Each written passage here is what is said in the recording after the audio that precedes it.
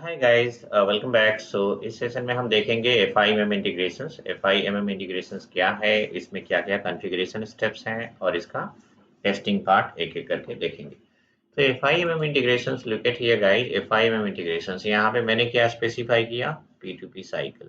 अब ये P2P cycle मैंने क्यों स्पेसिफाई किया? तो यहाँ पे लुक एट हियर, मैंने स्पेसिफाई किया, मैंने दिखाया ना, before FIMM integrations we need to understand P2P process.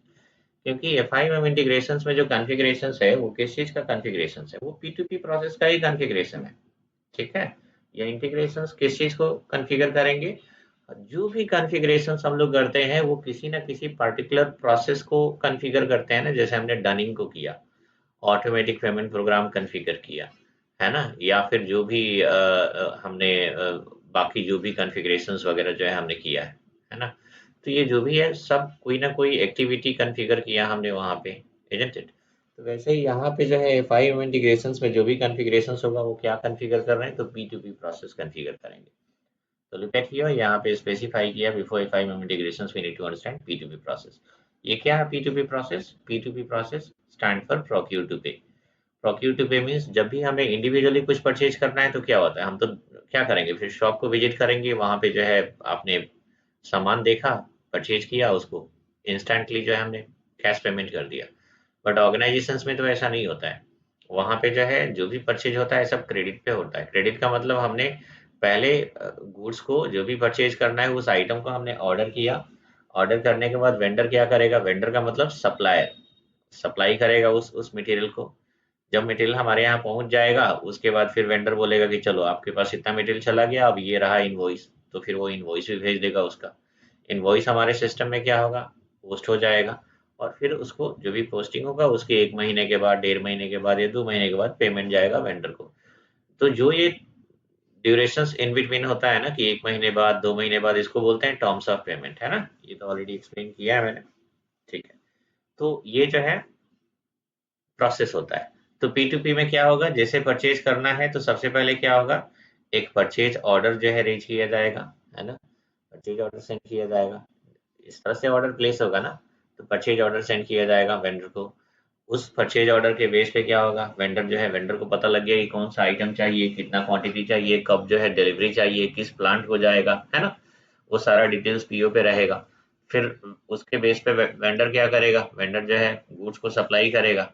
तो हम जब गुड्स को रिसीव करेंगे तो वहां पे एक अकाउंटिंग एंट्री, यानी कि वहां पे एक ट्रांजेक्शन पोस्ट होगा जिसको गुड्स रिसिप्ट बोलते हैं। तो एक तो ये एक्टिविटी हो गया, पीओ क्रिएट करके वेंडर को सेंड करना। तो पीओ क्रिएशन। गुड्स रिसिप्ट, जब गुड्स रिसीव हो जाएगा तो उसको पोस्ट करना है, ये एक अदर एक्टिविटी हो गया। उसके बाद जब गुड्स रिसीव्ड हो गया तो फिर क्या होगा? फिर वेंडर जो है इनवॉइस सेंड करेगा। तो वो इनवॉइस रिसिप्ट वो भी पोस्टिंग होगा एसएपी में, है ना? और उसके बाद फिर क्या होगा गाइस? फिर फाइनली जो भी वो हमारा एक टर्म्स ऑफ पेमेंट है उसके अकॉर्डिंग जो है 30 डेज के बाद या 45 डेज के बाद या 20 डेज के बाद जो भी है पेमेंट वेंडर को सेंड किया जाएगा। तो वो पेमेंट का भी पोस्टिंग होगा। तो ये एक्टिविटी जो है P2P, ये सारे एक्टिविटी जो है ये किस में आते हैं? P2P में आते हैं, है ना? एक प्रोसेस बट मल्टीपल एक्टिविटीज आते हैं। ऐसा नहीं है कि सिर्फ P2P में सिर्फ ये 4 ही स्टेप्स होते हैं। P2P बहुत ब्रॉडर लेवल पे जो है। अल्टरली गाइस, यहाँ पे देखिए, इस पीपीटी में मैंने बताया प्रोक्यूर टू पे साइकिल। यहाँ पे देखिए कितने सारे एक्टिविटी हो रहे हैं। सबसे पहले P2P का मतलब क्या होगा? सबसे पहले रिक्विजिशंस क्रिएट होगा। रिक्विजिशंस का मतलब क्या होता है? कि जैसे एसएपी में मैं बताता हूँ, टाटा मोटर जो है प्लांट है, या टाटा स्टील जो भी आपने बनाया हो, तो क्या है, ये मैन्युफैक्चर कर रहे हैं ना कुछ ना कुछ। तो मैन्युफैक्चर कर रहे हैं तो भाई इनको रॉ मटेरियल चाहिए कि नहीं? तो पहले क्या होगा? कौन कौन सा रॉ मटेरियल जो है अभी स्टॉक में है, कौन सा रॉ मटेरियल जो है लेट्स सपोज ऑलरेडी, यानी कंज्यूम कंज्यूम होने के कगार पे है, यानी कि ऑलमोस्ट फिनिश होने वाला है। लेट्स सपोज स्टॉक में सिर्फ 20% ही बचा हुआ है, 20% ही बचा हुआ है।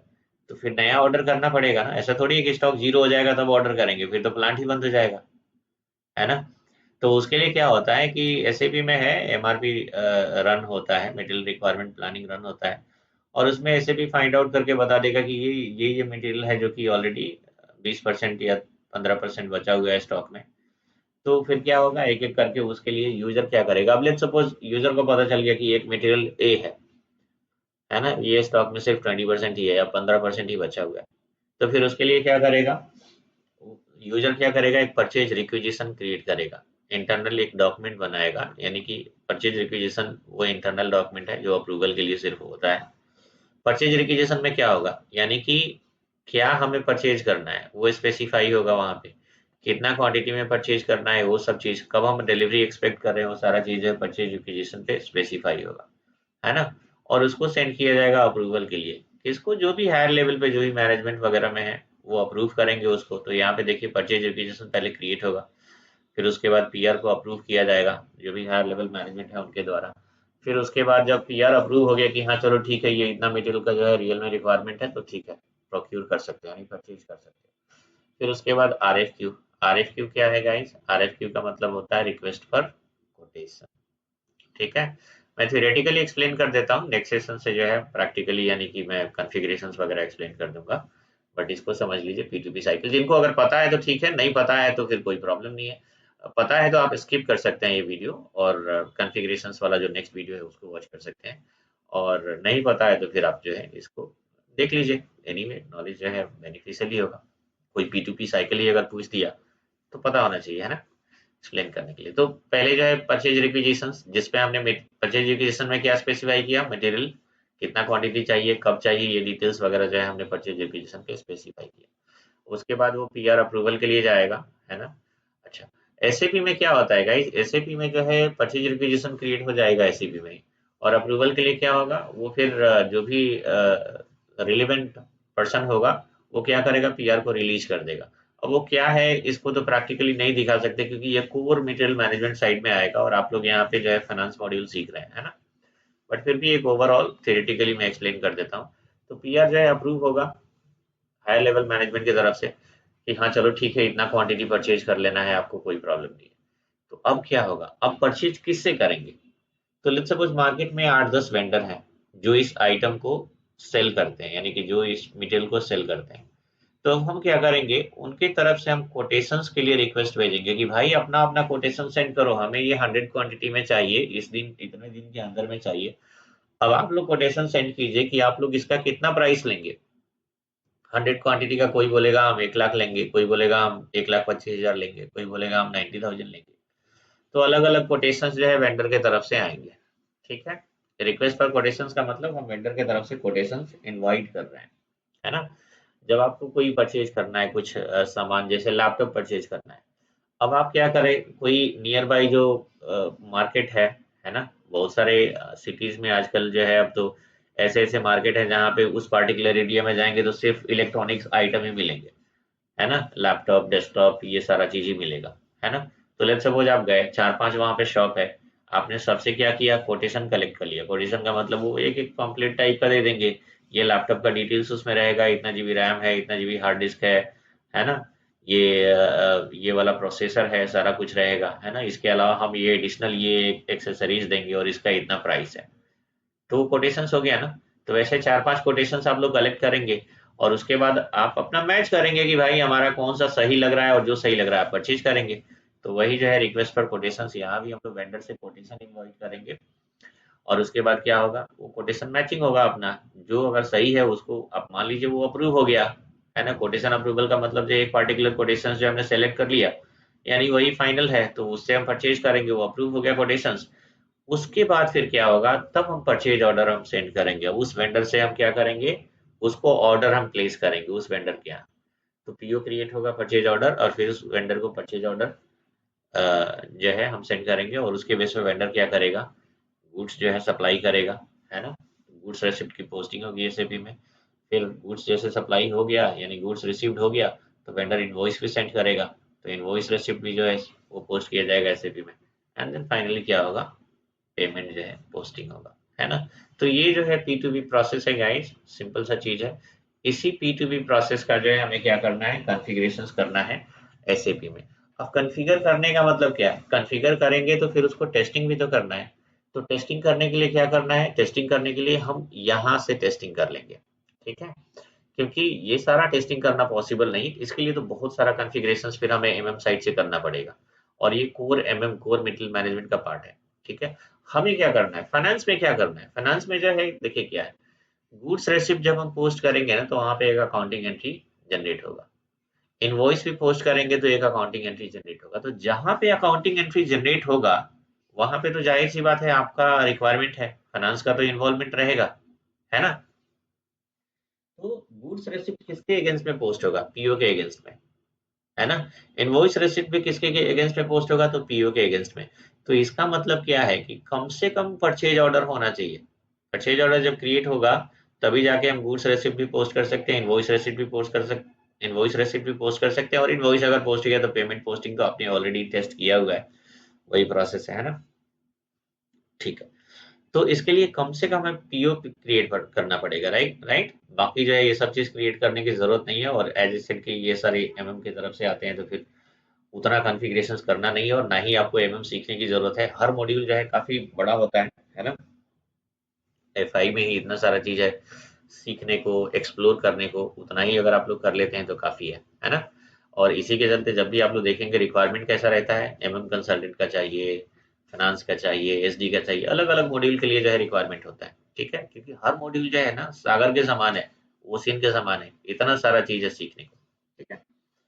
तो ये चीज़ है, तो हमें पीओ क्रिएट करना पड़ेगा मिनिमम।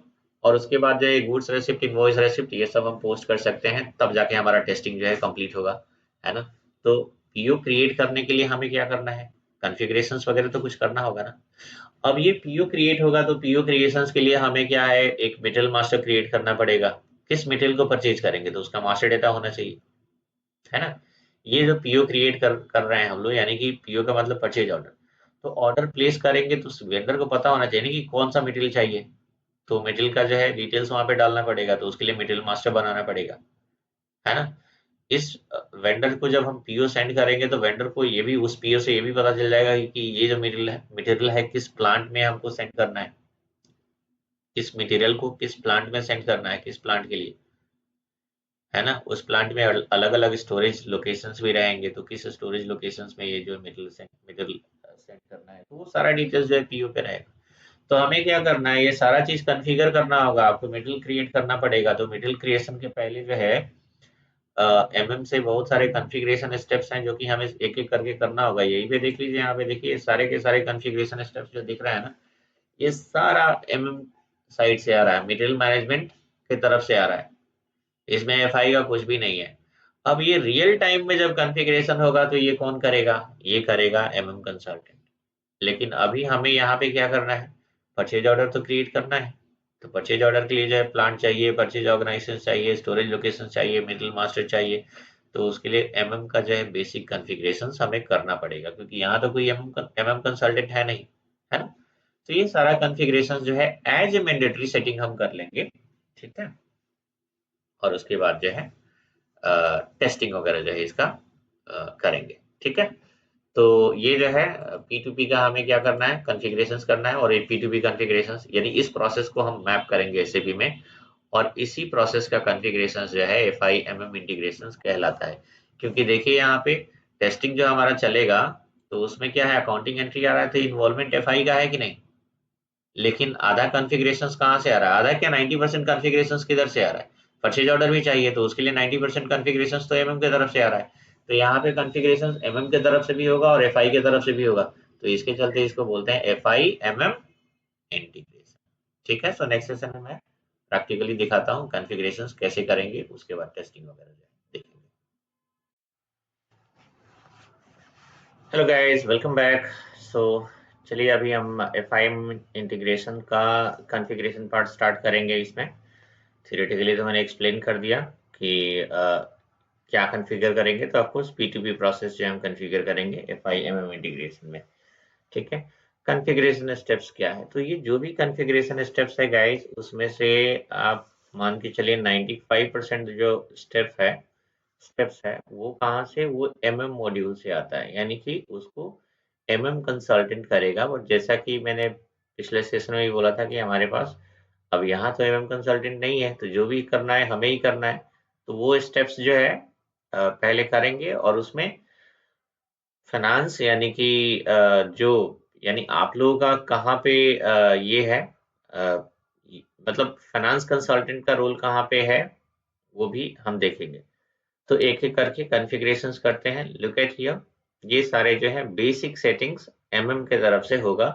रियल टाइम में ये सारे कॉन्फ़िगरेशंस एमएम कंसल्टेंट करेंगे, ठीक है। बट यहाँ पे अब हमें क्या करना है, एफआई एमएम इंटीग्रेशंस में यानी पी2पी प्रोसेस को टेस्ट करना है कॉन्फ़िगर करके। तो टेस्टिंग तो अभी पॉसिबल है ना जब पीओ क्रिएट होगा पहले, क्योंकि पीओ के अगेंस्ट में गुड्स रेसिप्ट और इनवॉइस रेसिप्ट पोस्ट होगा, है ना। और पीओ क्रिएट करने के लिए बेसिक कुछ कॉन्फ़िगरेशंस एमएम की तरफ से करने हैं। तो ये सारे के सारे सेटिंग जो है वो एमएम मॉड्यूल का है जो हमें करने हैं। तो चलिए एक एक करके हम डिफाइन करते हैं। सबसे पहले क्या होगा, डिफाइन परचेज ऑर्गेनाइजेशन। तो सबसे पहले हम क्या करेंगे, परचेज ऑर्गेनाइजेशन डिफाइन करेंगे। अब ये परचेज ऑर्गेनाइजेशन गाइस ये एक ऑर्गेनाइजेशनल यूनिट है एमएम मॉड्यूल का, जैसा हमारे पास फीको में जो है फाइनेंस में जो है हमारा ऑर्गेनाइजेशन यूनिट है, जैसे कंपनी कोड वगैरह हो गया, बिजनेस एरिया हो गया, उस तरह से यहाँ भी ये ऑर्गेनाइजेशनल यूनिट है। तो परचेज ऑर्गेनाइजेशन जो है, परचेज ऑर्गेनाइजेशन पहले हमें डिफाइन करना पड़ेगा। ये क्या परचेज ऑर्गेनाइजेशन जो है रिप्रेजेंट करता है परचेज डिपार्टमेंट को, जो भी मटेरियल्स वगैरह का परचेज होगा, है ना। तो ये परचेज ऑर्गेनाइजेशन यानी purchase department will be responsible to purchase of all this whatever the purchase are taking place.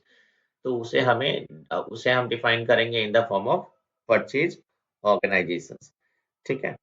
तो अभी OX01 sorry OX08 is the transaction code, उसके थ्रू हम डिफाइन कर लेते हैं परचेज ऑर्गेनाइजेशंस।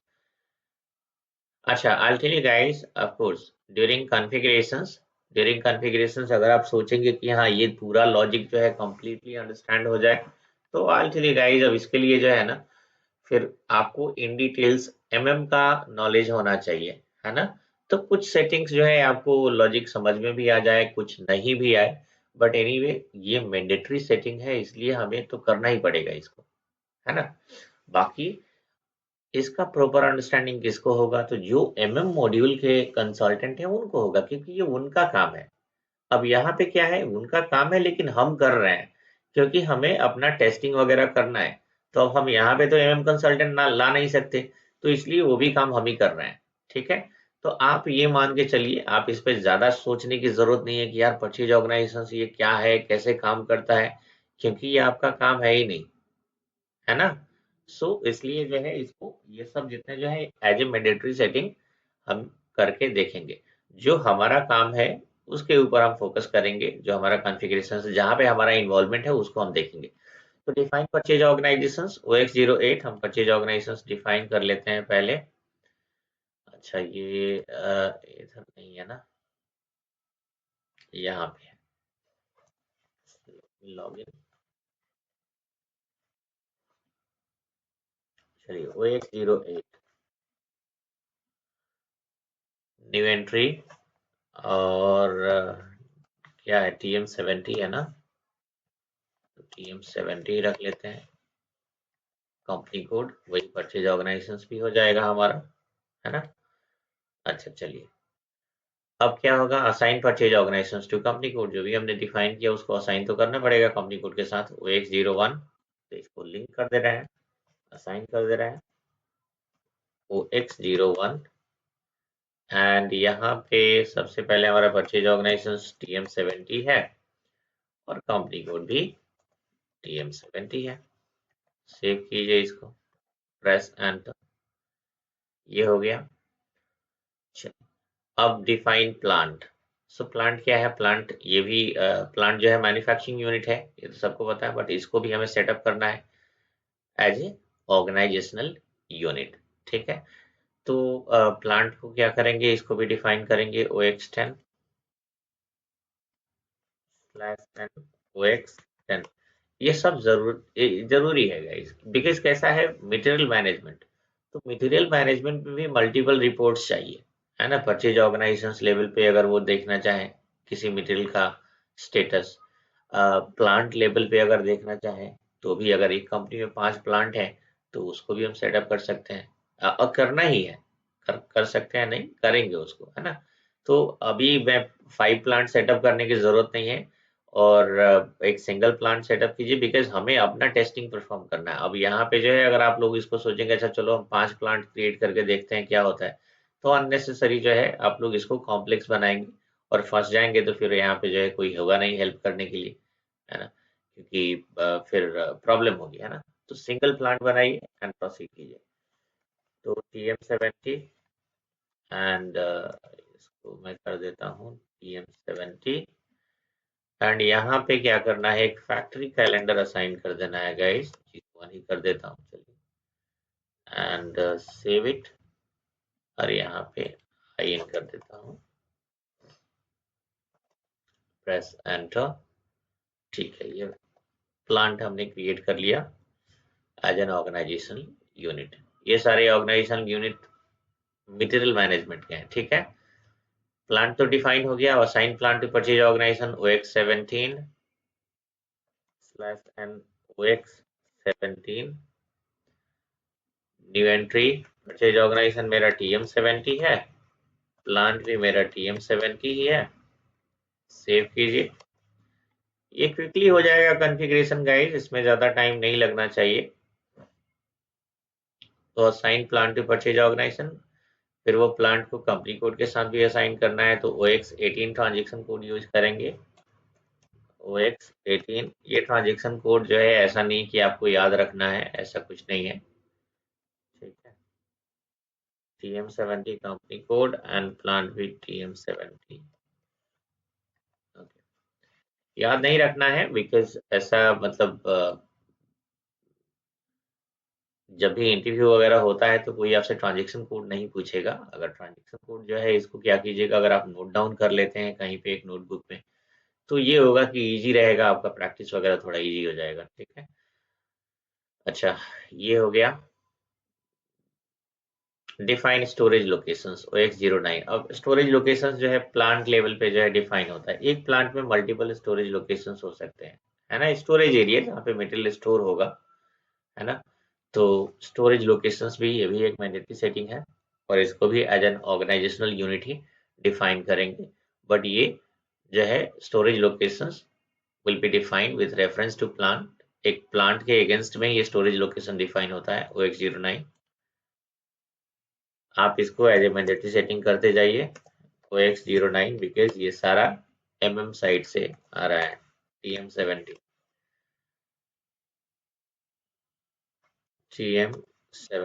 यहाँ पे भी स्टोरेज लोकेशंस भी मैं वही रख देता हूँ, जस्ट सेव कीजिए। तो ये हमने कर लिया define storage locations. Maintain posting period for तो यहाँ पे देखिए ये OMSY ट्रांजेक्शन कोड यूज करके हमें यहाँ पे मेंटेन करना है पोस्टिंग पीरियड। बट ये वन टाइम सेटिंग होता है। जनरली कैसा है, period open close activity finance में होगा। आई होप कि आप लोगों को ट्रांजेक्शन कोड याद हो क्योंकि वो बहुत फेमस ट्रांजेक्शन कोड है OB52। OB52 के थ्रू हम क्या करते थे, पीरियड को ओपन एंड क्लोज कर सकते हैं ना, जिस पीरियड यानी कि करंट पीरियड जो चल रहा है उसको ओपन रखेंगे, बाकी सब क्लोज रहेगा, है ना। तो ये जो है ना OB52 का जो फंक्शनैलिटी है वही चीज के साइड से भी जो है, यहाँ भी पीरियड ओपन क्लोज होता है गाइज, मटेरियल मैनेजमेंट मॉड्यूल में भी। इसमें हम क्या करते हैं, MMPV ट्रांजेक्शन कोड यूज करेंगे पीरियड ओपन एंड क्लोज करने के लिए। बट ये जो OMSY है अभी फिलहाल इसको one time setting, one time जो है ना इसको वन टाइम यूज किया जाएगा कॉन्फ़िगर करने के लिए। उसके बाद जो है MMPV यूज करना होता है।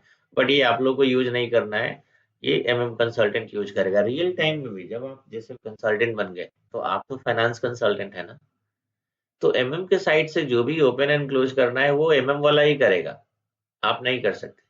ठीक है, बट यहाँ पे हमें करना है OMSY में क्या सेटिंग करना है मैं यहाँ पे दिखा देता हूँ, आप भी बिल्कुल वही कीजिए OMSY एंड यहाँ पे पोजीशन पे क्लिक करके कंपनी कोड अपना। एंड अभी हमारा कौन सा फिजिकल ईयर चल रहा है, तो कैलेंडर ईयर में हम 2025 में आ गए, लेकिन नॉन कैलेंडर ईयर के अकॉर्डिंग हमारा 2024 ही चल रहा है और पीरियड 10th चल रहा है। जैसे कि अगर ये जनवरी है तो 10th चल रहा है। ठीक है, आप यहाँ पे एक चेक मार्क अप्लाई कर दीजिए तो ये हो जा, ये इसका मतलब होता है अलाउ बैक डेटेड पोस्टिंग। ठीक है, एंटर प्रेस कीजिए। अभी देखिए specified physical year is not in current calendar year, that's fine, it's okay, press enter. Current calendar year 2025 है तो हम तो नॉन कैलेंडर ईयर यूज कर रहे हैं ना, तो सिस्टम ने एक वो वार्निंग मैसेज दिया कि भाई कैलेंडर ईयर कुछ और है और आपने जो ईयर डाला है आपने कुछ और डाला है, तो हमारा नॉन कैलेंडर ईयर है और हमारे अकॉर्डिंग हमारे नॉन कैलेंडर ईयर के अकॉर्डिंग जो है 2024 ही चल रहा है, तो इसलिए हमने यहाँ पे 2024 ही असाइन किया है। ठीक है, सेव कीजिए इसको एंड मेक श्योर कि यहाँ पे आपने करेक्ट पीरियड दिया हो। ठीक है, करेक्ट पीरियड अगर आपने नहीं दिया तो आगे चल के प्रॉब्लम होगा और फिर आप इसको सॉल्व नहीं कर पाएंगे, है ना।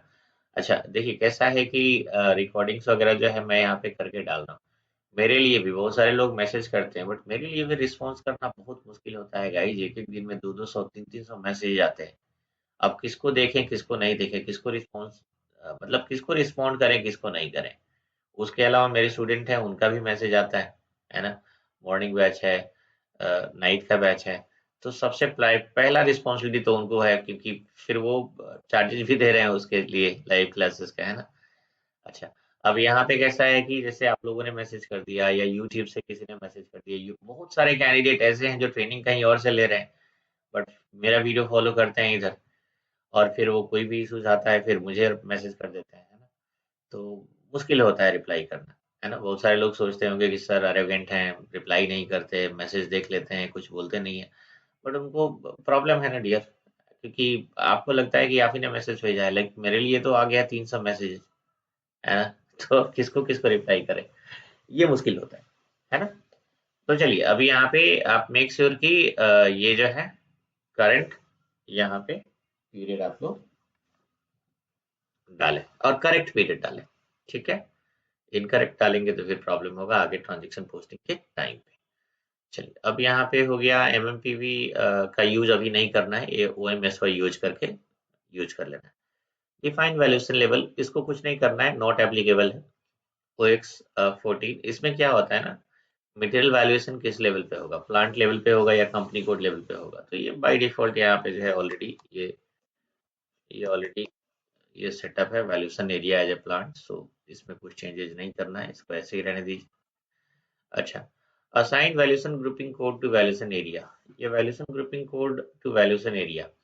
देखिए अब वैल्यूएशन एरिया क्या होता है, वैल्यूएशन एरिया जो है यानी कि मटेरियल का वैल्यूएशन जो है किस लेवल पे होगा, तो प्लांट लेवल पे होगा या कंपनी कोड लेवल पे होगा। तो अभी जो पहले वाला सेटिंग है यहाँ पे हमने देख लिया कि प्लांट लेवल पे, और प्लांट लेवल ही लोग प्रेफर करते हैं। उसके पीछे रीजन है, एक मटेरियल का वैल्यू जो है एक प्लांट के लिए कुछ और होगा और दूसरे प्लांट के लिए कुछ और होगा, है ना।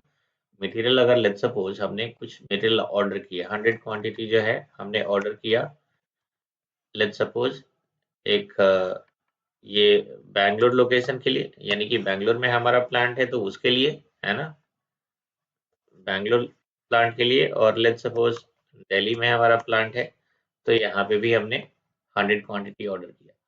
और ये जो क्वांटिटी ऑर्डर किया है, तो जो सप्लायर है वो मटेरियल कहाँ से सप्लाई कर रहा है, चेन्नई से। तो अब सोचिए कॉस्ट कॉस्ट पर यूनिट जो है, जो बैंगलोर में सप्लाई होता है, कॉस्ट पर यूनिट जो दिल्ली में सप्लाई होता है, दोनों का तो सेम रहेगा नहीं। क्योंकि आप देखिए जो बैंगलोर चेन्नई से बैंगलोर जाएगा उसका ट्रांसपोर्टेशन फ्रेट चार्जेज, है ना, तो उसका ट्रांसपोर्टेशन कॉस्ट तो काफी कम आएगा। लेकिन वही जो चेन्नई से दिल्ली आ रहा है तो उसका तो ट्रांसपोर्टेशन कॉस्ट काफी ज्यादा आ रहा है। तो दोनों के मटेरियल प्राइस में डिफरेंस हो गया कि नहीं। तो दो प्लांट है और कंपनी कोड एक ही है, लेकिन यहाँ पे हो सकता है कि ये मटेरियल का जो मटेरियल प्राइस है 10 रुपीज पर यूनिट का चार्ज हो, लेकिन यहाँ पे जब आ रहा है तो ये 12 रुपीज पर यूनिट हो गया, है ना, क्योंकि यहाँ ट्रांसपोर्टेशन कॉस्ट जो है काफी ज्यादा हो गया, है ना। तो ये सारी चीजें है, तो इसलिए जो है प्लांट लेवल पे मटेरियल को क्या, मटेरियल किस लेवल पे जो है, मटेरियल वैल्यूएशन किस लेवल पे होगा, प्लांट लेवल पे होगा। ठीक है, तो हमारा वैल्यूएशन एरिया क्या हो गया, प्लांट हो गया। ठीक है, और वही यहाँ पे सेलेक्टेड है valuation area is a plant, इस पे कुछ चेंज करने की जरूरत नहीं है। अब यहाँ पे assign valuation grouping code to valuation area. ठीक है, अब ये क्या होता है कि मल्टीपल प्लांट है। ठीक है, मल्टीपल प्लांट है और इस प्लांट को ग्रुप करने के लिए जो है ना, जैसे मल्टीपल प्लांट है, हमारा plant P1 P2 P3 P4, अब ये चार प्लांट है ना। तो ये चारों प्लांट को जो है अगर हमें ग्रुप कर देना है, ग्रुप टुगेदर, तो वो कैसे करेंगे, वैल्यूएशन ग्रुपिंग कोड से। उसका बेनिफिट होता है गाइस, उसका बेनिफिट क्या होता है लेट्स सपोज अब हमें जब ट्रांजैक्शन पोस्टिंग होती है मिडिल मैनेजमेंट में, यानी कि जैसे कि हम गुड्स रिसिप्ट अगर हम कर रहे हैं, जब गुड्स रिसीव हुआ तो उसका एक ट्रांजैक्शन पोस्ट होगा। तो यहाँ पे जब भी ट्रांजैक्शन पोस्ट होगा तो system GL account automatically determine करता है। तो जीएल अकाउंट ऑटोमेटिक डिटर्मिनेशन कैसे होगा? कहीं ना कहीं जीएल को असाइन करेंगे तभी तो जाके होगा। जैसे टैक्स का आप देखिए, टैक्स में जब हम कोई ट्रांजैक्शन पोस्ट करते हैं, नॉर्मल ट्रांजैक्शन पोस्ट करेंगे और टैक्स कोड हमने वहाँ पे अप्लाई कर दिया, तो एक पर्टिकुलर टैक्स डिडक्ट हो जाएगा ना। और वो टैक्स का जीएल सिस्टम क्या करता है? ऑटोमेटिकली आइडेंटिफाई कर लेता है। तो हमने कहीं ना कहीं उस जीएल को असाइन किया है तभी तो सिस्टम ने आइडेंटिफाई किया है ना? तो वही चीज है। तो यहाँ एफ आई एम इंटीग्रेशन में हमें क्या करना है? जीएल को असाइन करना है ना? तो जीएल को असाइन करना है किस चीज के? तो यहाँ पे कॉम्बिनेशन होता है। किस चीज का कॉम्बिनेशन होता है? तो कॉम्बिनेशन होगा क्या? अब लेट्स सपोज हमारा ये प्लांट है ना? अब ये प्लांट और एक और चीज आता है, वैल्यूएशन क्लास आता है। ठीक है, वैल्यूएशन क्लास क्या है देखेंगे, ये आगे कॉन्फ़िगरेशन में आएगा। तो लेट्स सपोज हमारा वैल्यूएशन क्लास है 3000, एक एक स्टैंडर्ड कोड। ये प्लांट 1 एंड 3000, और हमने एक जीएल बना लिया है। स्टॉक के लिए एक जीएल है हमारा 1005। अब अलग अलग प्लांट है, तो ये अलग अलग जो है देखिए, तो प्लांट 1 एंड वैल्यूएशन क्लास 3000, और उसके अगेंस्ट में हमने ये जीएल अकाउंट स्टॉक का 1005। तो एक ही जीएल हमने बनाया है स्टॉक के लिए, let's suppose stock of raw material. तो अब ये P1 और ये वैल्यूएशन क्लास में सेम जीएल, P2 फिर same valuation class and same GL. तो यार एक ही जो है जीएल असाइन किया हमने 5 बार, एक ही वैल्यूएशन क्लास जो है हमने यहाँ पे 5 बार नहीं 4 बार, सिर्फ अलग अलग प्लांट है इसलिए। तो इंस्टेड ऑफ दैट हम क्या ये नहीं कर सकते कि ये जितने भी प्लांट है इसको हम ग्रुप कर देते हैं, इसको हम ग्रुप कर देते हैं। तो एक बना दिया हमने वैल्यूएशन ग्रुपिंग कोड, है ना? ये सब प्लांट को लिंक कर दिया किससे? एक एक कोड हमने डाल दिया, ये सब प्लांट में जो है एक हमने वैल्यूएशन ग्रुपिंग कोड यानी कि एक हमने कोड डाल दिया, है ना? ये सारे प्लांट को इस कोड से लिंक कर दिया। P1 equals to 0001, P2 equals to 0001, P3 P4 equals to 0001।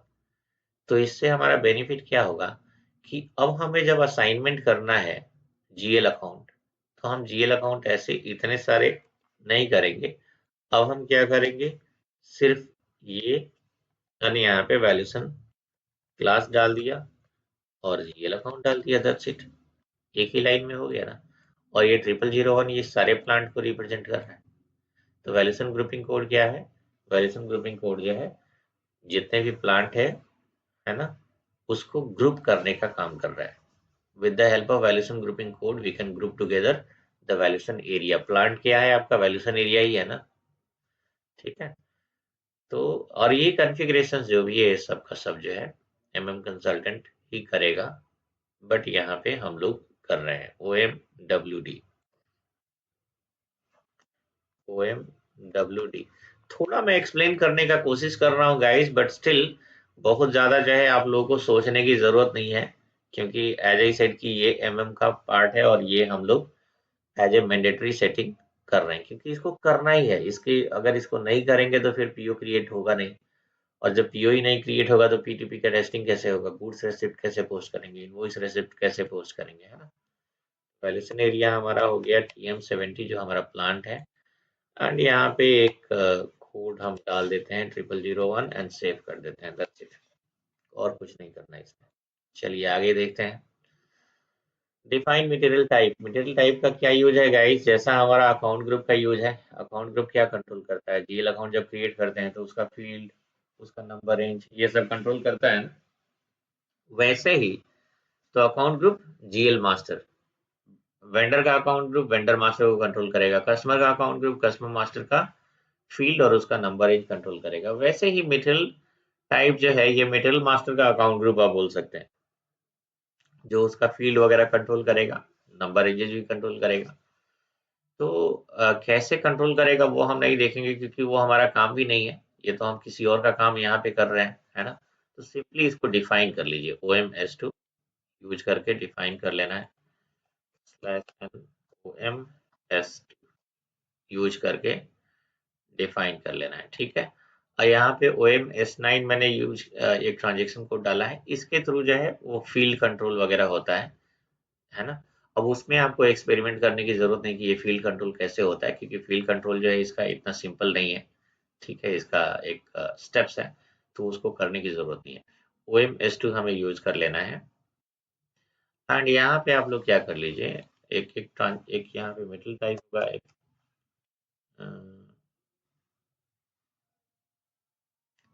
Okay, FERT जो है वो फिनिश्ड गुड्स होगा, ROH होना चाहिए ना, हाँ, ये ROH रॉ मटेरियल के लिए स्टैंडर्ड मटेरियल टाइप, इसी को कॉपी करके और मैं बना लेता हूँ TM70 यहाँ पे।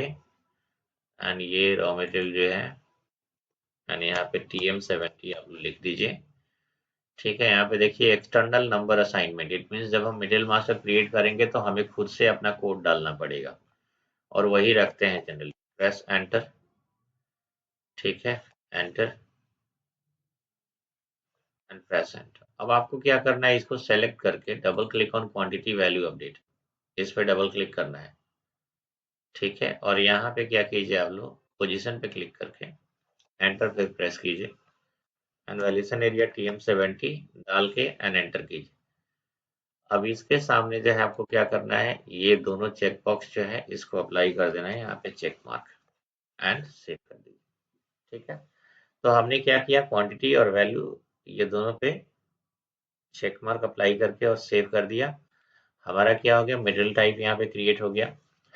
अब नेक्स्ट क्या है, maintain default value of tax code for invoice verification OMR2। यहाँ पे हमें क्या करना है कि एक डिफॉल्ट टैक्स कोड असाइन करना है। तो ये टैक्स कोड जो असाइन करेंगे ना, तो जो भी हमारा इनवॉइस पोस्टिंग होगा वो डायरेक्टली जो है उस टाइम पे सिस्टम ये टैक्स कोड, एक default tax code system consider करेगा। हालांकि वहां पे हम जो चाहें चेंज करने के लिए कर सकते हैं। अब डिफॉल्ट टैक्स कोड जो है गाइस जनरली कैसा होता है, पीयू के टाइम पे ही सिस्टम आइडेंटिफाई कर लेता है, और उसके लिए फिर वो अलग सेटिंग होता है, और वो सेटिंग जो है फिर कौन करेगा, वो कंसल्टेंट ही करता है, ठीक है। वो कंसल्टेंट उसको करेगा, है ना। तो और उसके लिए जो है देखिए, जैसे मैंने बोला पीओ के टाइम पे जो है वो आएगा, है ना। तो वो कहाँ से आता है, तो वो कंडीशंस वगैरह जो है ना, ठीक है, वो कंडीशन रिकॉर्ड से आएगा। अब अब उसमें जो है मल्टीपल सेटिंग्स होते हैं, है ना। वो कौन कौन सा सेटिंग, अब जैसे कि वो कंडीशन टेक्निक बोलते हैं उसको, है ना, कंडीशन टेक्निक से आएगा। अब वो कैसे आएगा, तो उसमें मल्टीपल सेटिंग होते हैं, उसके लिए जो है हमें एक्सेस सीक्वेंस बनाना पड़ेगा, है ना, प्राइसिंग कंडीशंस टाइप बनाना पड़ेगा।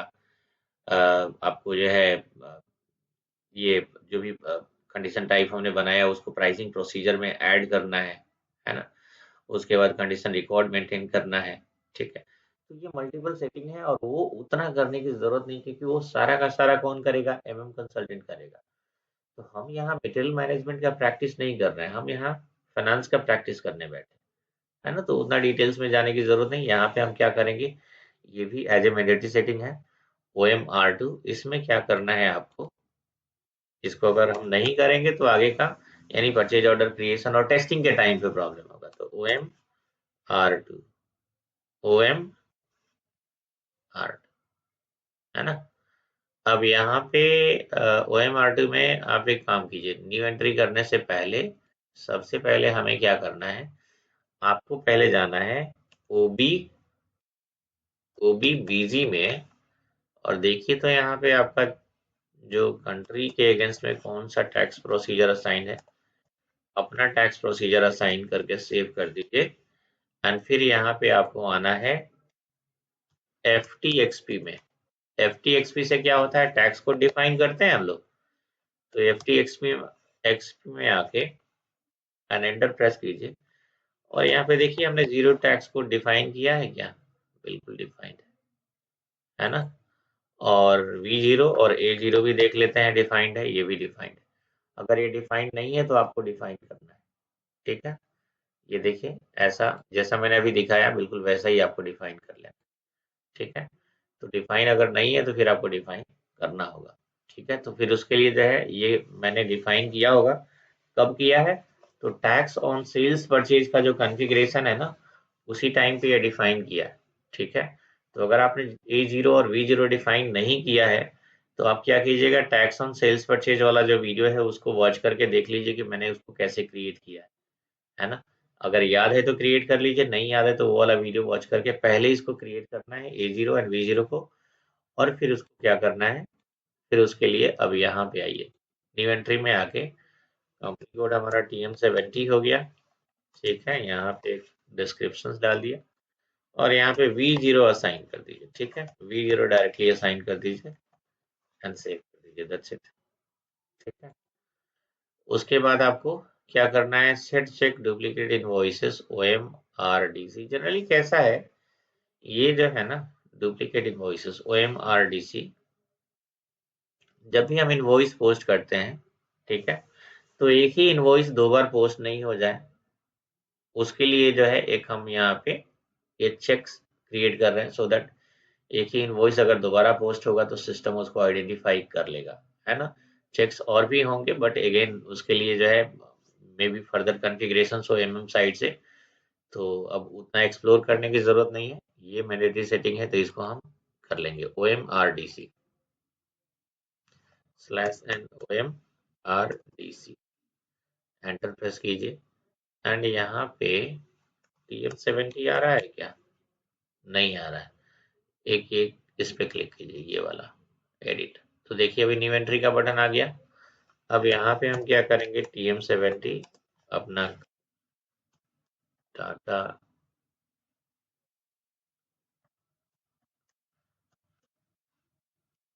टाटा मोटर और ये तीनों चेक बॉक्सेस पे चेक अप्लाई कीजिए एंड सेव कीजिए, ठीक है। ये हो गया हमारा, उसको हमने कर लिया। Set tolerance limit for price variances. अब यहाँ पे देखिए, यहाँ पे जो है ना MM साइड से भी टॉलरेंस लिमिट जो है हमें डिफाइन करना होता है, ठीक है। इसके वेरियस यूजेज हैं। टॉलरेंस लिमिट का मतलब जाहिर सी बात है, जैसे हमने फाइनेंस के लिए किया था टॉलरेंस लिमिट, है ना, कुछ कंट्रोल जैसे कि यूजर पे वो कंट्रोल अप्लाई करने के लिए in terms of amount and discount, जो कि मैंने ऑलरेडी एक्सप्लेन किया है कहाँ पे, बेसिक सेटिंग में। अगर आपको याद है तो ठीक है, नहीं तो बेसिक सेटिंग का वीडियो देखिएगा, वहाँ पे टॉलरेंस ग्रुप हमने बनाया था और उसका क्या यूज है मैंने एक्सप्लेन किया था। वैसे ही यहाँ MM साइड से भी जो है ना, ये टॉलरेंस लिमिट्स वगैरह डिफाइन करने होते हैं, ये मल्टीपल है, सबका अलग अलग यूज होता है। मैं एक छोटा सा एग्जांपल दे देता हूँ। टॉलरेंस लिमिट्स का यहाँ MM में जो है क्या फायदा है, तो फायदा है गाइस, ऑफ कोर्स फायदा है यहाँ पे। जैसे अब जो है क्या किया आपने कि हम क्या करते हैं, जैसे एक मटेरियल मास्टर बनाया, ठीक है, और PO क्रिएट किया, ठीक है। PO जब क्रिएट करेंगे पार्टिकुलर मटेरियल के लिए, तो जब आप PO क्रिएट करते हैं तो PO आपने बनाया कितना, प्राइस क्या डाला, 100 रुपीज पर यूनिट, है ना।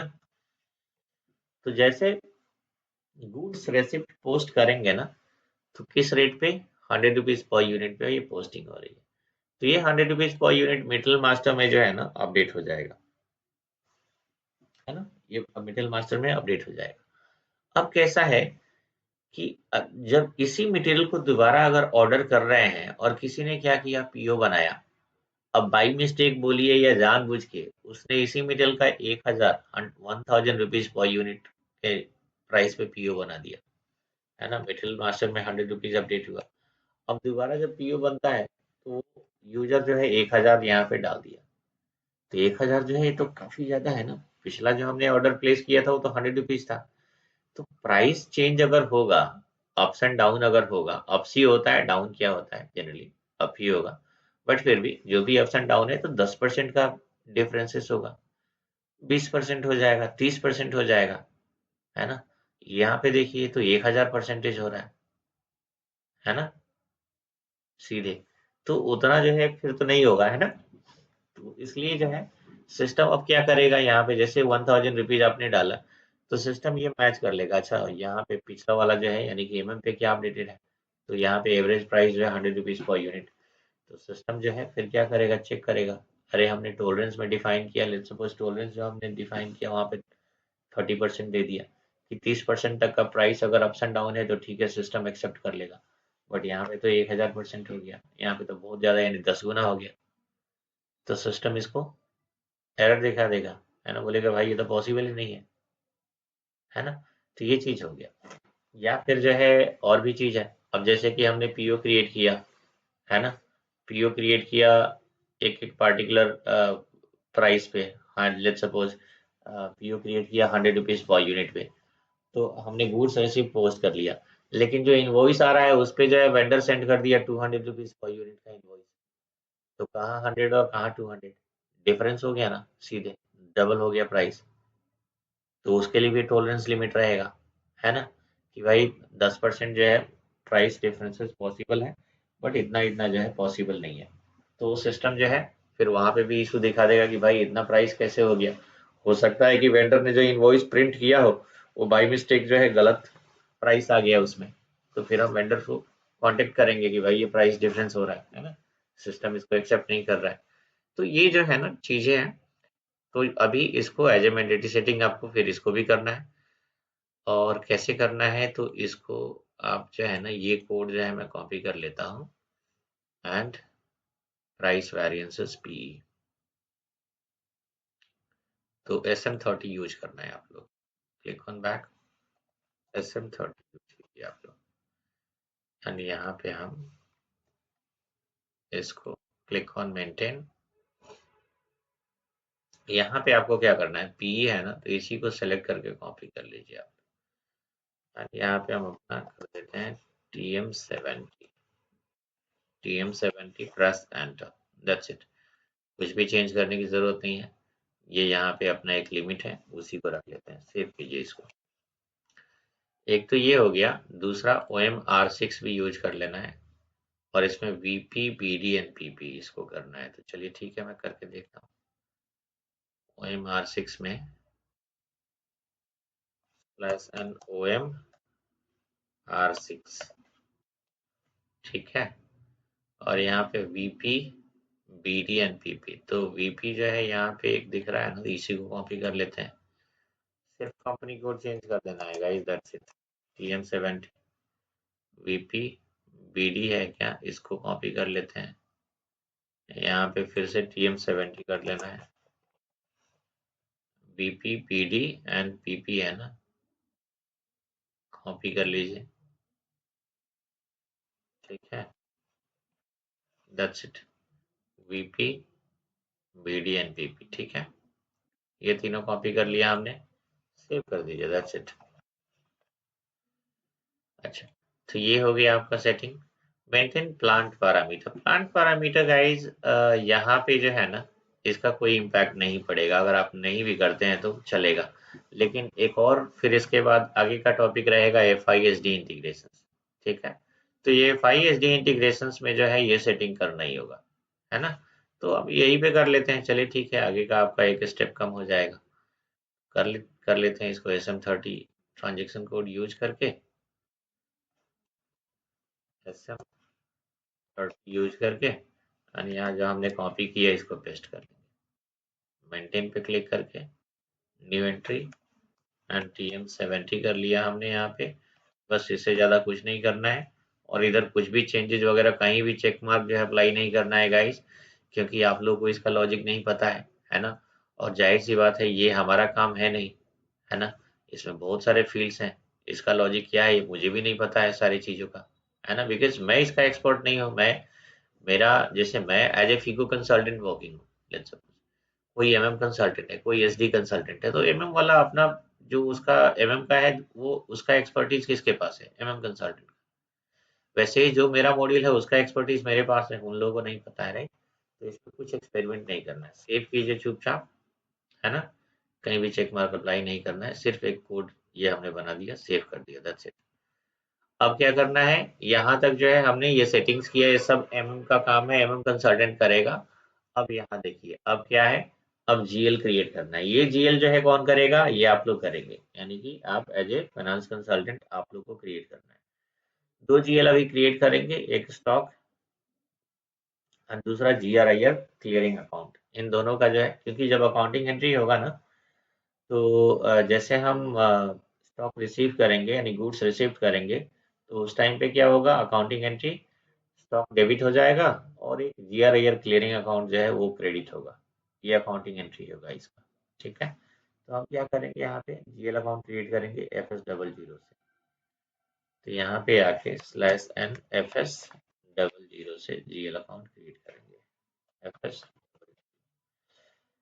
जब गुड्स रिसिप्ट होती है तो यहाँ पे अकाउंटिंग एंट्री क्या होगा, स्टॉक डेबिट हो जाएगा, स्टॉक ऑफ रॉ मटेरियल वो डेबिट हो जाएगा, है ना। और आपका क्या क्रेडिट हो रहा है यहाँ पे, ये हो जाएगा डेबिट। एंड क्रेडिट हो रहा है GR/IR क्लियरिंग अकाउंट, ये जो है क्रेडिट हो रहा है किसी पार्टिकुलर अमाउंट से, लेट्स सपोज 1000।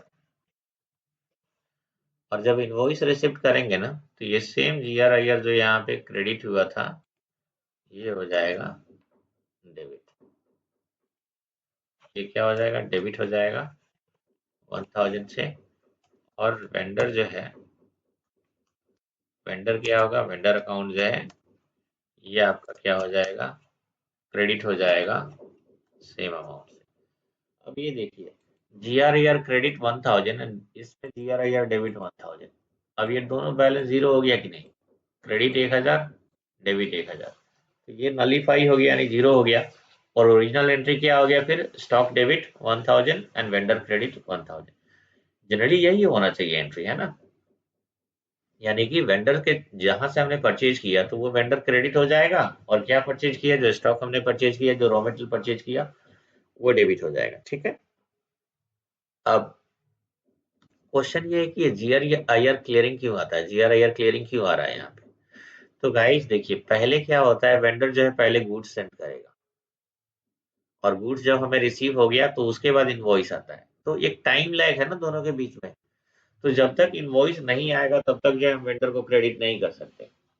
तो हमारे पास गुड्स पहले आया, तो अब स्टॉक जो है हम तो डेबिट कर दिए, लेकिन अकाउंटिंग एंट्री में क्या होता है, कुछ ना कुछ क्रेडिट होना चाहिए ना। तो वेंडर को क्रेडिट जो है तब तक नहीं करेंगे जब तक हमारे पास फाइनल इनवॉइस आता नहीं है ना। तो फिर क्या होगा, तो तब तक के लिए फॉर द टाइम बेइंग ये एक टेम्परेरी जीएल है, इसको हम क्रेडिट कर देते हैं।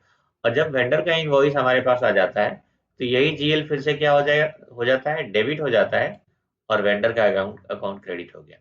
तो पहले ये क्रेडिट हुआ 1000 से, और फिर बाद में डेबिट हो गया 1000 से। तो ये क्रेडिट और डेबिट दोनों मिलकर जीरो हो गया ना। तो GR/IR क्लियरिंग में कितना बैलेंस है, जीरो बैलेंस है। और स्टॉक हमारा डेबिट हो गया 1000 एंड वेंडर क्रेडिट हो गया 1000। ठीक है। तो ये स्टॉक और GR/IR दोनों हमें सेटअप करना है SAP में।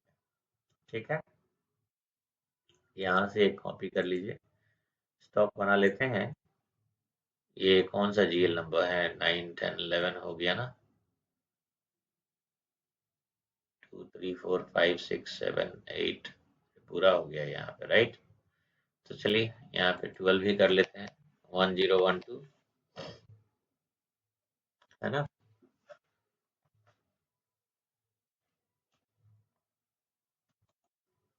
Stock of raw material account कर देते हैं, कॉपी करके पेस्ट कर लेते हैं। यहाँ पे कुछ इंस्ट्रक्शंस मैंने दिया है, ये दोनों जो है हमें क्या करना है। अच्छा, इसको नहीं, स्टॉक को जो है आप क्या करेंगे, स्टॉक को हम यहाँ पे ये क्रिएट करके एंड यहाँ पे आके, ठीक है ये सब ठीक है, कोई प्रॉब्लम नहीं है। इसमें आप पोस्ट ऑटोमेटिकली कर दीजिए, ठीक है। एंड हमारा यहाँ पे हो जाएगा, यहाँ पे G001 नहीं रखे, हम करेंगे इसको G006 मटेरियल। ठीक है। एंड सेव कीजिए। तो ये हमारा स्टॉक ऑफ रॉ मटेरियल हो गया। उसके बाद क्या होगा, उसके बाद हमारा GR/IR क्लियरिंग अकाउंट है ना, तो वो लाइबिलिटी में क्रिएट कर लेते हैं। 1012 है ना, 2012 में GR/IR क्लियरिंग कर लेता हूँ, 2012 में अकाउंट नंबर दे देता हूँ। ये हो जाएगा हमारा liability, balance sheet and GR/IR clearing account. Okay, मैं शॉर्टकट में टाइप कर दिया, यहाँ पे भी मैं सेम रख लेता हूँ। ठीक है। ओनली बैलेंस इन local currency, line item display, यहाँ पे एक शॉर्ट की आप दे दीजिए एंड ठीक है।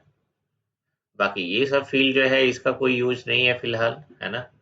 यूजेज हैं लेकिन इसके अलग यूजेज हैं गाइस, है ना। तो वो सब चीज जो है पॉसिबल नहीं है एक्सप्लेन करना, ठीक है। बिकॉज ये जो भी है, जो भी मॉड्यूल है जस्ट लाइक ओशियन, सागर के समान है, इतना सारा चीज है। और मल्टीपल इंटीग्रेशंस भी है, अलग अलग मॉड्यूल्स का इंटीग्रेशंस है ना। तो जब आप लोग एक्सपीरियंस्ड होंगे आगे चल के, as a beginner and freshers, let's suppose आपने करियर स्टार्ट किया, बट 2 साल के बाद 3 साल के बाद आपका लेवल सेम नहीं रहेगा, है ना। फिर उसमें काफी सारी चीजें ऐड होंगी, तो वो सारी चीजें जो है पता होंगी, और इस ये सभी पता होंगे, अभी नहीं आगे चल के काफी टाइम है उसमें, है ना। तो ये हमने कर दिया यहाँ पे लाइन आइटम डिस्प्ले, ये कर दिया। और ये GRIR क्लियरिंग बना रहा है ना, तो इसको ओपन आइटम मैनेजमेंट मैनेजमेंट भी रखना है इसमें, ये चेक मार्क आप अप्लाई कर लीजिए। एंड फील्ड स्टेटस ग्रुप में हम करेंगे G006 ही करेंगे, और इसको भी पोस्ट ऑटोमेटिकली कर लीजिए एंड सेव कीजिए, ठीक है। तो ये हमने दोनों GL बना लिए, ओके। अब क्या करना है, assign GL for automatic account determination, GL account को असाइन करना है OBYC ट्रांजेक्शन कोड यूज करके, OBYC ट्रांजेक्शन कोड यूज कर लेना है एंड इसको असाइन करना है, ठीक है। तो स्टॉक का GL जो है ना, इन्वेंट्री, ये देखिए BSX, डबल क्लिक करना है इस पे अकाउंट, और यहाँ पे वैल्यूशन एक class and valuation modifier select करके सेव कीजिए। अब ये वैल्यूशन मॉडिफायर क्या है, वैल्यूशन मॉडिफायर वही है, यानी कि वैल्यूशन ग्रुपिंग कोड जो हमने बनाया था, कौन सा 0001 वैल्यूशन ग्रुपिंग कोड, वही वैल्यूशन मॉडिफायर भी कहते हैं। और वैल्यूशन क्लास क्या है, तो वैल्यूशन क्लास क्या है गाइस, तो वैल्यूशन क्लास जो है ना, सिमिलर टाइप के मटेरियल को जो है ना, ये ग्रुप करता है। यानी कि we can group together similar type of material with the help of valuation class. Valuation class के थ्रू जो है हम सिमिलर काइंड के मटेरियल्स जो है उसको एक साथ ग्रुप कर सकते हैं। अभी इसको एक स्टैंडर्ड वैल्यूशन ग्रुपिंग कोड यहाँ पे वैल्यूशन क्लास हम दे देते हैं, ठीक है। 3000 दे दीजिएगा, बेटर होगा। एंड उसके बाद जो है अकाउंट हमारा, स्टॉक का अकाउंट क्या है 1012, ये हमने बनाया है, तो इसको देके सेव कर देते हैं, सेव कीजिए। अब ये हमारा हो गया यहाँ पे असाइनमेंट। उसके बाद GRIR के लिए आपको आ जाना है एकदम नीचे, एकदम से नीचे आइए, ये WRX देखिए, WRX, है ना। डबल क्लिक कीजिए इस पे, और यहाँ भी सिर्फ इन्हीं दोनों को सिलेक्ट करना है, ये ऊपर वाला दोनों छोड़ देना है, इन दोनों को सिलेक्ट करके सेव कीजिए। और यहाँ फिर से वैल्यूशन मॉडिफायर 0001 वैल्यूशन क्लास हो जाएगा 3000, और यहाँ पे 2012 ये मैंने बनाया है GRIR क्लियरिंग का, तो ये असाइन कर दीजिए, ठीक है। अब ये क्या हो गया, हमारा असाइनमेंट कंप्लीट हो गया, ठीक है।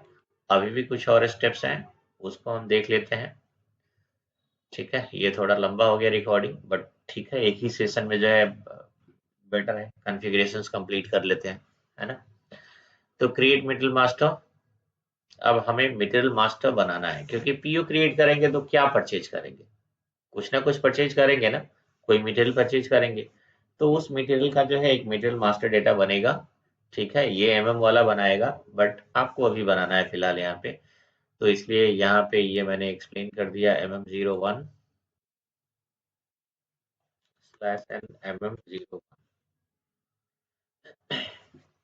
ओके।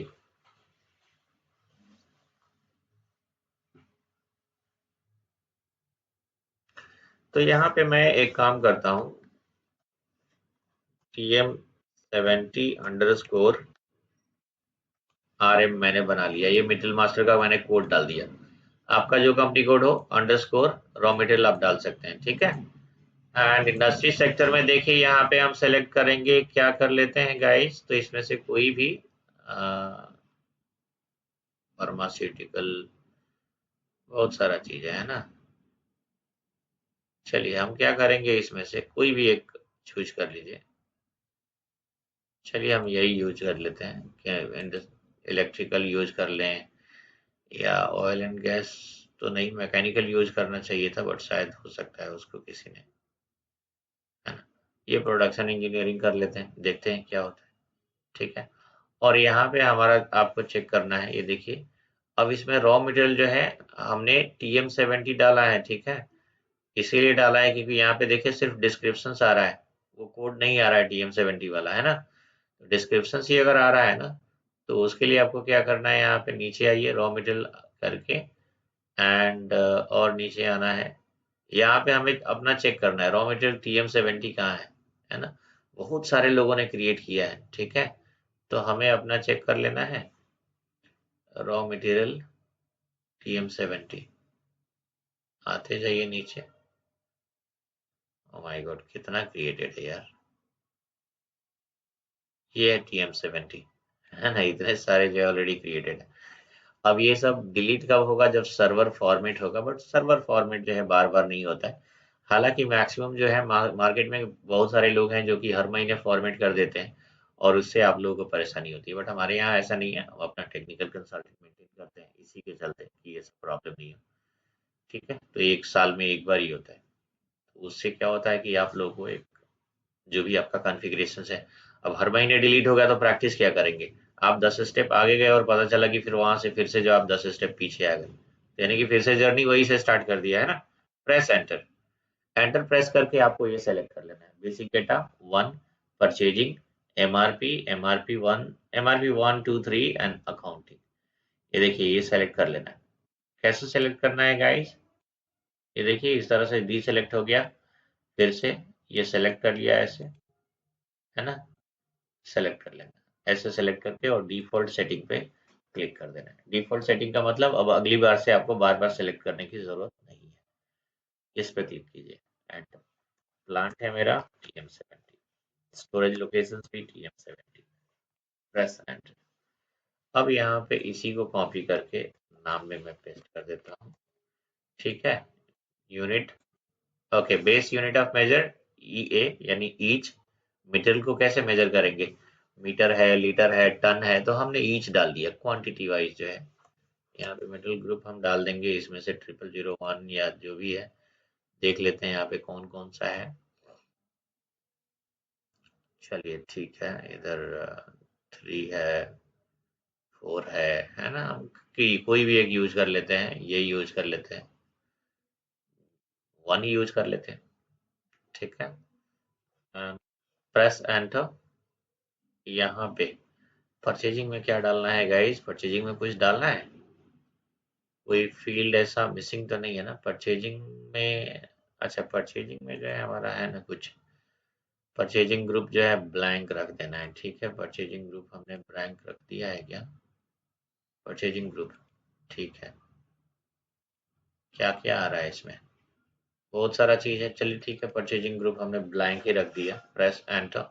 एमआरपी टाइप में यहाँ पे हमने एनडी डाल देना है, और तो कुछ है नहीं, ठीक है। यहाँ पे देखिए पीपीटी में शो हो रहा है एमआरपी टाइप 1 में एनडी, एमआरपी 2 में प्लान डिलीवरी टाइप 1, ठीक है। Press enter. एमआरपी 2 में प्लान डिलीवरी टाइम, इसमें 1 डे डालिए, प्रेस एंटर।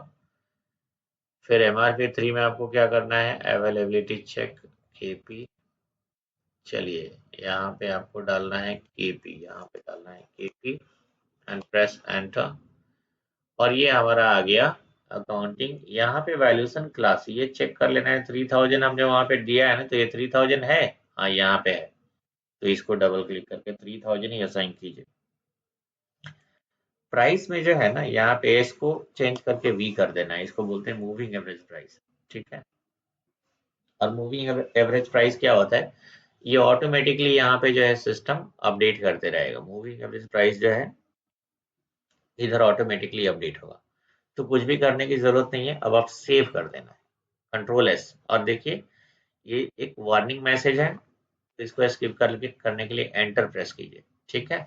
अब ये हमारा क्या हो गया, मटेरियल मास्टर क्रिएट हो गया, ठीक है। और कुछ, तो ये कुछ और है सेटिंग्स, उसको भी कर लेते हैं। अब एक्सटेंड, वेंडर को एक्सटेंड करना है, उसके बाद डॉक्यूमेंट टाइप चेंज करके चेक करके, और ये परचेज ऑर्डर क्रिएट करना है। ये तो अब एंड यूजर एक्टिविटी आ गया। एंड यूजर एक्टिविटी यानी कि वेंडर में एक्सटेंशन का मतलब जो है उसमें क्या करना है, परचेज ऑर्गेनाइजेशन ऐड करके, और ये कुछ सेटिंग्स जो है चेक कर लेने, यहाँ डॉक्यूमेंट टाइप में नंबर इन चेक कर लेने, उसके बाद पीओ क्रिएट करना है, ठीक है। और ये हो गया वैल्यूएशन क्लास, उसके बाद ये सारा। तो ये इतना स्टेप्स जो हम क्या करेंगे गाइस, इसको नेक्स्ट सेशन में इसको कर लेते हैं, और फिर हमारा टेस्टिंग वगैरह जो है ये सब होगा, ठीक है। तो हम नेक्स्ट सेशन में उसको कर लेंगे। So that's all in this session. Hi guys, welcome back. So अभी इस सेशन में हम क्या करेंगे, पहले के सेशन में हमने जो भी कॉन्फ़िगरेशंस था उसको किया। अब देखते हैं आगे का जो है, यानी कि पीओ क्रिएशन। बट उसके पहले कुछ और एक्टिविटी है, यानी कि वेंडर को एक्सटेंड करना पड़ेगा। वेंडर को एक्सटेंड करने का मतलब क्या है कि जो वेंडर हमने बनाया है उसमें वो कंपनी कोड के लिए बनाया है। अब उसमें परचेज ऑर्गेनाइजेशंस का डेटा जो है ऐड करना है। ठीक है, तो सब हम आ जाते हैं सबसे लास्ट वाले इस पे, है ना। तो यहाँ पे देखिए, एक्सटेंड वेंडर XK01, है ना। तो चलिए हम कर लेते हैं इसको XK01। XK01। अब यहाँ पे हमारा जो वेंडर है, वेंडर चेक कर लेते हैं कौन सा है, ये वाला है। ठीक है, परचेज ऑर्गेनाइजेशंस TM70 हो जाएगा। अकाउंट ग्रुप भी सेम ही होगा मेरे ख्याल से। एंटर प्रेस कीजिए, कोई प्रॉब्लम नहीं है। अकाउंट ग्रुप जो है ऑलरेडी वो तो उसके अगेंस्ट में क्रिएट कर ही लिया इस वेंडर को। करेंसी यहाँ पे हम डाल देंगे, टर्म्स ऑफ पेमेंट 0001 डाल दीजिए। ठीक है, इसके अलावा कुछ नहीं करना है। GR बेस्ड इनवॉइस वेरिफिकेशन, यहाँ पे चेक मार्क आप अप्लाई कर सकते हैं and press enter, that's it. Save कर दीजिए बस। ठीक है, ये वेंडर का एक्सटेंशन हो गया 488, है ना। 100488 ये हमारा वेंडर है। तो एक तो ये करना है। चेक डॉक्यूमेंट टाइप्स OBA7, ये REWAWE, ये इसलिए चेक करना है OBA7 में जाके, क्योंकि क्या होता है कि यहाँ पे जैसे RE हो गया, ये डॉक्यूमेंट टाइप्स जो है इनवॉइस रेसिप्ट, अब यहाँ पे नंबर इन 01 है और हमने 01 ही क्रिएट किया है। ठीक है, अगर यहाँ पे दूसरा नंबर होगा तो सिस्टम एरर थ्रो करेगा जब हम टेस्टिंग करेंगे। तो ठीक है, और ये WE सिर्फ चेक कर लीजिए, इधर भी 01 ही है, गुड्स इश्यू वगैरह का कोई ज़रूरत नहीं है। तो ये हमने चेक कर लिया, RE एंड ये WE। ठीक है, ये हमने चेक कर लिया। चलिए, WE ही था ना, WE, RE एंड WE। ठीक है, यहाँ पे इसको मैं रिमूव ही कर देता हूँ। हाँ, ये हो गया हमारा। अब क्या करना है, परचेज ऑर्डर को क्रिएट करना है। ठीक है, उसके बाद तो कुछ करना नहीं है। हाँ, परचेज ऑर्डर क्रिएट कर लेते हैं ME21N। ME21N, तो यहाँ पे मैं क्रिएट कर लेता हूँ /N ME21N। Transaction code use कीजिए। यहाँ पे जो आपका वेंडर है, आप वेंडर यहाँ से सेलेक्ट कर लीजिए या फिर आप मैन्युअली टाइप कर लीजिए अपना जो भी है। ठीक है, अब आपको ऑर्गेनाइजेशन डेटा पे क्लिक करके, परचेज ऑर्गेनाइजेशन क्या है, TM70। परचेजिंग ग्रुप को कुछ भी डाल सकते हैं। परचेजिंग ग्रुप हमारा क्या हो जाएगा, देख लेते हैं, इसमें से कोई एक यूज कर लेंगे। ठीक है, ये 000 ही यूज कर लेते हैं। ठीक है, कंपनी कोड यहाँ पे TM70। मटेरियल मैनेजमेंट हमारा क्या था, TM70_RM1 था। ठीक है, ठीक है, TM70_RM1 ये आपको डालना पड़ेगा। एंड क्वांटिटी हो गया 1 क्वांटिटी, लेट सपोज। एक प्राइस यहाँ पर डाल दीजिए 100। उसके बाद प्लांट, जो मैं कर रहा हूँ बिल्कुल वैसा ही आप लोग कीजिए, ज़्यादा इधर चेंजेज वगैरह नहीं करना है। TM70 मेरा प्लांट एंड स्टोरेज लोकेशन भी TM70 है। Press enter. करेंसी में बिल्कुल करेंसी डालना भूल गया, INR, ये भी डाल देना है। एंटर प्रेस कीजिए। TM_RM1, RM1 नहीं, RM ही डालना है ना, ये मैंने क्रिएट किया है। ठीक है, RM मैंने क्रिएट किया है। TM70_RM। ठीक है, ये हो गया मेरा material and everything is fine. आप यहाँ पे डाउन आके, ठीक है, कंडीशंस वगैरह सब कुछ फाइन है। ठीक है, अब ये सही है, मतलब सारा कुछ हमने डाल दिया, सब कुछ जो है ठीक ठाक है या नहीं, या फिर कुछ मिसिंग है, कोई एरर तो नहीं आ रहा है। तो उसके लिए यहाँ पे देखिए चेक, ये चेक पे क्लिक करेंगे तो ऐसे भी यहाँ पे देखिए बता दिया नो मैसेज इशूड, यानी कि सब कुछ ठीक है, कुछ भी प्रॉब्लम नहीं है इसमें। अब हम इसको सेव कर लेंगे। अब हमारा क्या हो गया, पीओ क्रिएट हो गया। कहाँ पे, ये देखिए बॉटम पे आ गया ना। तो ये नंबर जो है हम कॉपी कर लेते हैं। नंबर हमने कॉपी कर लिया, यहाँ पे डालना है, आप यहाँ पे डाल दीजिए। ये हमारा पीओ नंबर हो गया, है ना। अब ये मैंने स्पेसिफाई किया। कभी कभी क्या होता है ना, देखिए कैसा है कि इस सर्वर में एमएम के भी कैंडिडेट हैं, तो वो लोग भी अपना एक्सपेरिमेंट करते हैं, है ना। तो कभी कभी क्या होता है, प्रिंट से रिलेटेड, प्रिंटिंग वाला जो है ये, जैसे आप चेक कर रहे हैं ना, तो वहां पे इसका इसका इशू आ जाएगा कि print output is not set up. तो एक मैंने यहाँ पे स्पेसिफाई कर दिया है कि ये हमें प्रोसीजर फॉलो कर लेना है अगर उसका इशू ज्यादा है तो। बट ये इशू आ नहीं रहा है, तो ये मैंने यहाँ पे लिख दिया है सो दैट, क्योंकि कैसा है, मुश्किल है आप लोग को फाइंड आउट करना सोल्यूशन। फाइव में ही अगर इशू आता है तो उसी में आप लोग जो है फंस जाएंगे, तो फिर ये एमएम का इशू कैसे सॉल्व कर पाएंगे आप लोग, है ना। तो इसलिए मैंने यहाँ पे लिख दिया है, बट इसको अभी फिलहाल फॉलो करने की जरूरत नहीं है। ठीक है। सेटअप वैल्यूएशन क्लास, ओएमएस के वैल्यूएशन क्लास भी सेटअप करने की जरूरत नहीं है, स्टैंडर्ड है, उसी को यूज कर लेंगे। ठीक है।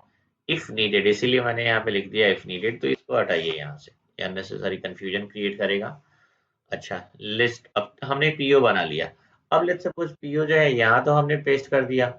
अब लेट्स सपोज आपको याद ही नहीं रहा कि आपका पीओ कौन सा है, तो ME2M इस ट्रांजेक्शन कोड को यूज करके, अगर आपका पीओ नहीं पता है, लेट्स सपोज ये 235 है ना, कौन सा पीओ आपने बनाया, तो /n ME2M यूज करके यहाँ पे आपका मिडिल मास्टर हो गया प्लांट परचेज ऑर्गेनाइजेशंस, आप पीओ जो है चेक कर सकते हैं। ठीक है। यहाँ पे हमें क्या करना है, एग्जीक्यूट करके देख लेना है। ठीक है, just just give me a second guys. Okay guys, चलो, in between I get a call also, I paused it. चलिए, सो अभी यहाँ पे देखिए आपका ये तो इस तरह से आपको पता चल जाएगा कि आपने कितने पीओ क्रिएट किए हैं, कौन कौन सा पीओ आपका क्रिएटेड है। ये यहाँ पे बैक करके, अगर आप मटेरियल नहीं भी देते हैं तो भी, आपने प्लांट दे दिया, परचेज ऑर्गेनाइजेशन दे दिया, तो भी आपका जो है जो लिस्ट है वो पूरा आ जाएगा फिर, अगर आपने और भी मटेरियल बनाए होंगे। बट बेटर है सिंपल रखिए, है ना, एक एक काफी है। तो यहाँ पे हमारा पीओ नंबर पता चल जाएगा।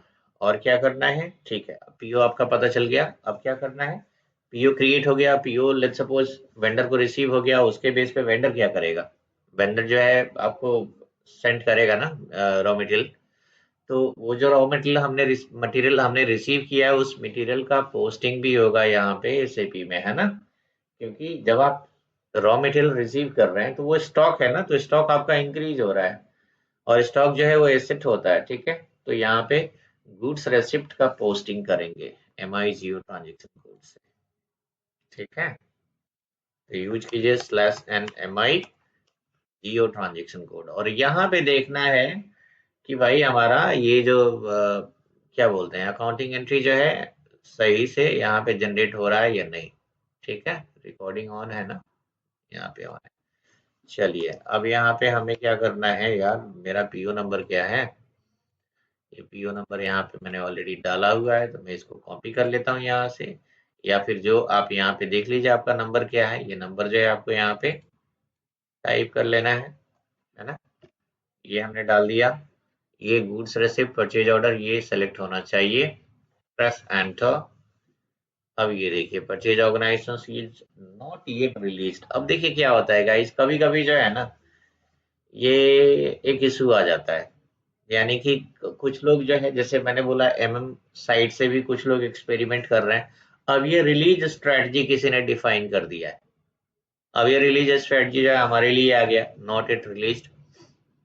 तो अगर ये नॉट येट रिलीज्ड वाला अगर इशू आ रहा है, तो आई थिंक ME29N होता है क्या, चेक करते हैं। अच्छा, display purchase order,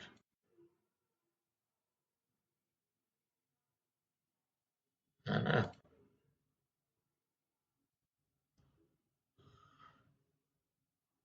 purchase order not yet release, तो इसको रिलीज करेंगे। The purchase of document is, यहाँ रिलीज स्ट्रेटजी किसी ने डिफाइन किया है। ठीक है। सो यहाँ पे क्या ME29N होता है ना, ME29N, राइट? यही हमने यूज किया है, राइट?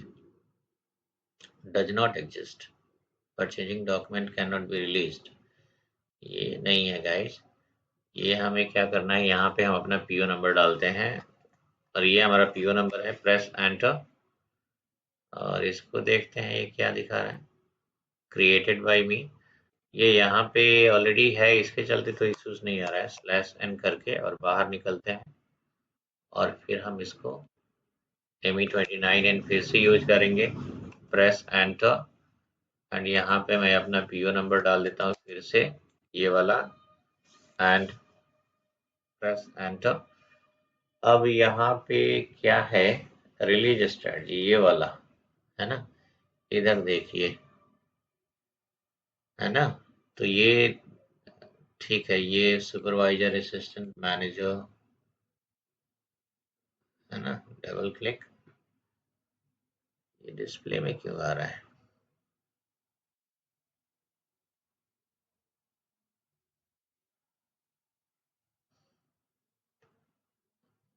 डिस्प्ले चेंजेस, अच्छा, ये हमने यहाँ पे अगर चेंज पे क्लिक किया तो क्या हो रहा है, ME29N ही आ रहा है ना, ठीक है। तो यहाँ पे हाँ चलिए ठीक है, ये इस पे हमने क्लिक किया, चेंज मोड में आ गया। अब इसको क्या करना है, क्लिक ऑन रिलीज, ठीक है। फिर ये सेकंड वाला भी क्लिक ऑन रिलीज एंड फिर ये थर्ड वाला भी क्लिक ऑन रिलीज, ठीक है। अब अगर यहाँ पे मुझे स्पेसिफाई करना पड़ेगा गुड्स रिसिप्ट पोस्टिंग, ठीक है, मैं यहाँ पे लिख देता हूँ क्योंकि फिर आप लोग, अगर नहीं लिखूंगा तो आप लोग को परेशानी होगी, ठीक है।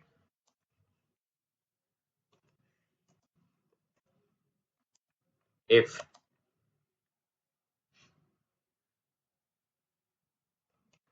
you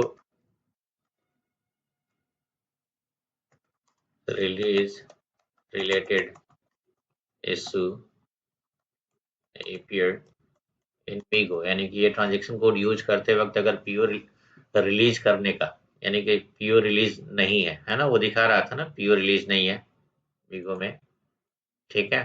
तो अगर पीओ रिलीज रिलेटेड कोई भी इश्यूज आता है in MIGO, appears in Migo, then use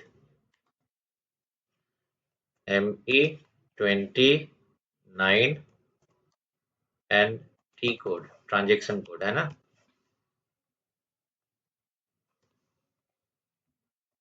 T code and enter your PO number, enter your PO number. If PO is related to appear in Migo, then use ME29 T code. उसके बाद क्या करना है, आपको अपना PO number देना है, enter your PO number, enter your PO number, ठीक है। पीओ नंबर देने के बाद आपको क्या करना है गाइस, ठीक है, click on release strategy tab, ठीक है, यहाँ पे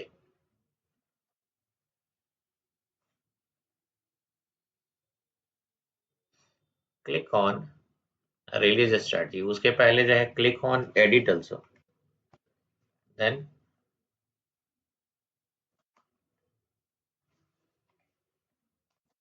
क्लिक ऑन एडिट पीओ, ये है ना यहाँ पे, कहाँ पे आ रहा है ये वाला, change PO, click on edit और चेंज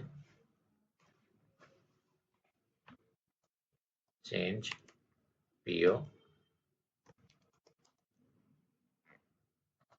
and then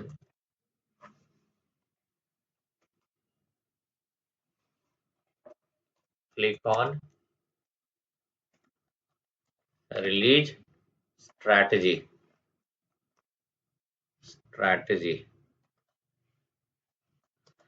ये रिलीज स्ट्रैटेजी ठीक है, क्लिक ऑन रिलीज स्ट्रेटजी, ये स्पेलिंग मिस्टेक हो गया, click on release strategy tab and release the PO. ठीक है, ये अगर इशू आता है तो मैं इसको ऐसे कर दिया। ठीक है, ये अगर इशू आएगा तो उस केस में आप लोगों को ये स्टेप्स फॉलो करने हैं। मैं इसको थोड़ा सा छोटा कर देता हूँ, इसको कर देता हूँ 18, फॉन्ट साइज मैंने छोटा कर दिया। ठीक है, ये भी 18। ठीक है, तो अगर इस टाइप का इशू आएगा मीगो के टाइम पे, ये ट्रांजेक्शन कोड के टाइम पे पीओ रिलीज नहीं हुआ है, तो ये वाला टी कोड यूज करके, यानी कि ME29 यूज करके, और फिर उसमें पीओ नंबर देना है, और आपको एडिट पे क्लिक करके, और उसके बाद रिलीज स्ट्रेटजी टैब, यहाँ पे देखिए ये तो रिकॉर्ड हो गया है पूरा, और ये देखिए हमने रिलीज कर दिया। सेव भी करना है इसको। ठीक है, सेव करके अब आइए आप लोग कहाँ पे, अब हमें जाना है फिर से MIGO ट्रांजेक्शन कोड में।